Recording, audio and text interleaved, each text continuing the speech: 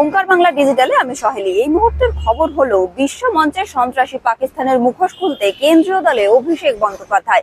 জানা গেছে, মঙ্গলবার মমতা বন্দ্যোপাধ্যায়কে ফোন করেন কেন্দ্রীয় মন্ত্রী কিরেন রিজিজু। প্রতিনিধি বাছাই নিয়ে মুখ্যমন্ত্রীকে ফোন করেন তিনি। তারপরে দলের তরফ থেকে প্রতিনিধি হিসেবে অভিষেক বন্দ্যোপাধ্যায়ের নাম প্রস্তাব করেন মমতা। তৃণমূলের 5 সদস্যের প্রতিনিধি দল যাচ্ছে কাশ্মীর। শ্রীনগর, পুঞ্চ ও রাজৌরিতে যাবে প্রতিনিধি দল। প্রতিনিধি দলে থাকবেন ডেরেক ও ব্রায়েন, নাদিমুল হক, থাকবেন মানস ভুঁইয়া, সাগরিকা ঘোষ ও মমতা ঠাকুর। উপত্যকার মানুষের সঙ্গে কথা বলবেন তৃণমূল সাংসদরা, দেবেন সংহতি বার্তা।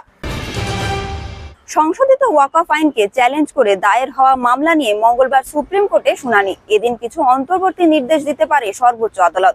সংশোধিত ওয়াকফ আইনের সাংবিধানিক বৈধতাকে চ্যালেঞ্জ করে সুপ্রিম কোর্টে অন্তত 72টি মামলা জমা পড়েছে। এরকম আরো আপডেটের জন্য নজর রাখুন ওঙ্কার বাংলা ডিজিটালে।